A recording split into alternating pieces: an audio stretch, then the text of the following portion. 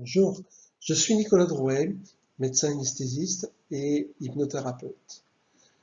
Je vais vous présenter le travail que j'ai réalisé dans le cadre du diplôme d'université Études des trans et des états de conscience modifiés de Paris 8. J'ai réalisé ce travail en collaboration avec le Dr Bruno Traversy de l'Université de Lille. Il est hypnothérapeute, spécialiste en psychologie jungienne, culture japonaise et arts martiaux. Le travail a porté sur les liens qui peuvent exister entre mandala thérapeutique et état de conscience. Dans le cadre de ce e-poster, je vais vous présenter le travail réalisé sous quatre têtes de chapitre. Tout d'abord, comment ce travail a commencé, la genèse de ce travail. Ensuite, quels sont les états de conscience que j'ai pu découvrir en lien avec les mandalas.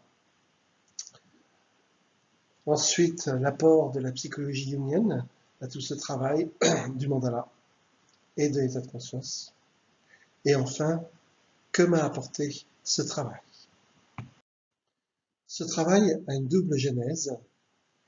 Tout d'abord, mon propre vécu personnel de coloriage de mandala. C'est un travail que j'ai réalisé pendant un moment et qui m'a procuré des sensations et surtout des émotions intéressantes et surtout inattendues.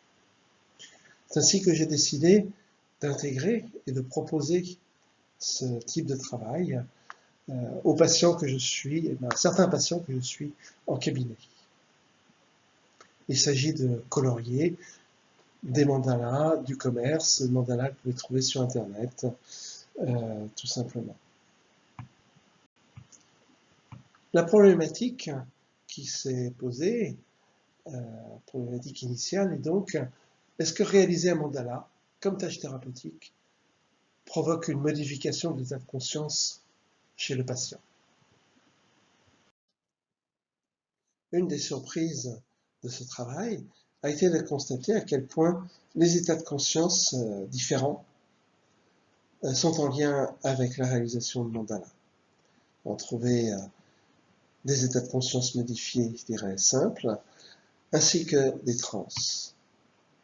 Parmi les états de conscience modifiés, nous avons la focalisation avec ou sans dissociation, état de conscience que l'on retrouve lors du coloriage simple d'un mandala prédessiné.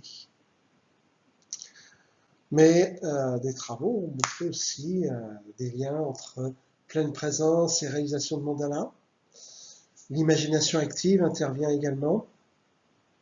Et bien évidemment, le flow que certains décrivent très très bien une fois qu'ils ont réalisé un mandala.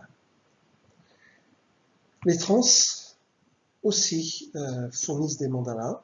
Je pense notamment aux extases mystiques et notamment d'Hildegard von Bingen, dont les visions se faisaient sous forme de mandala, que l'on retrouve dans de nombreuses enluminures.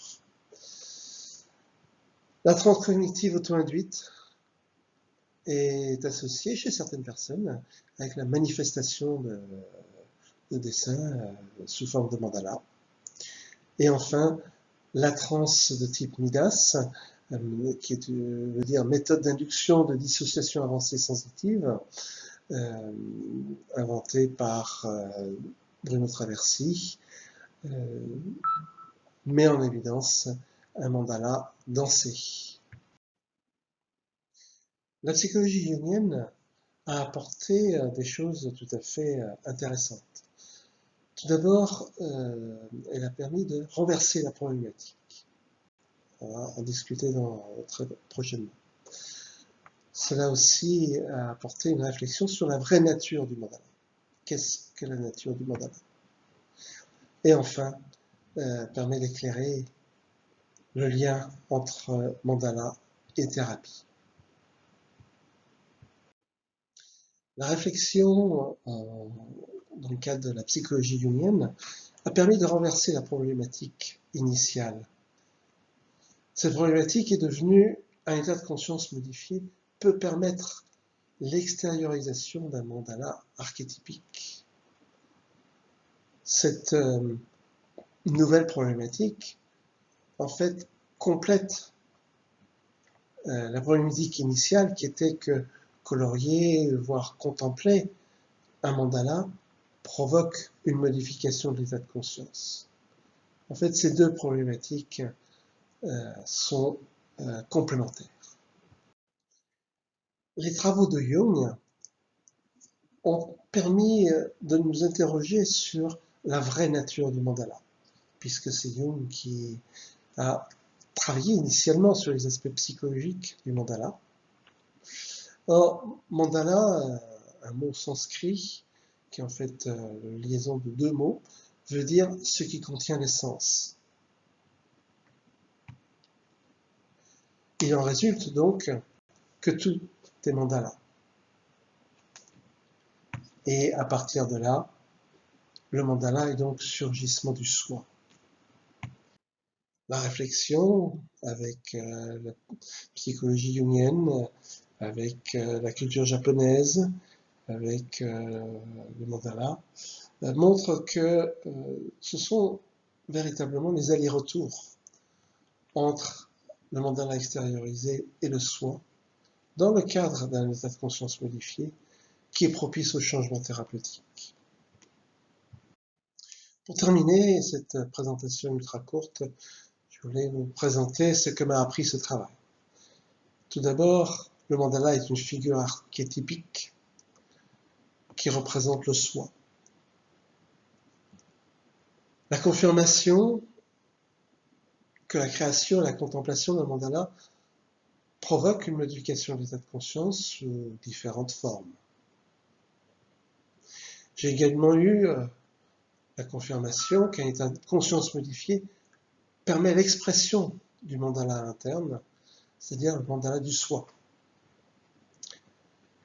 L'extériorisation du mandala du soi par la danse ou par les arts plastiques peut être thérapeutique. Et enfin, ce sont les allers-retours entre extériorisation de ce mandala du soi et état de conscience modifié qui est thérapeutique. Je vous remercie pour votre attention.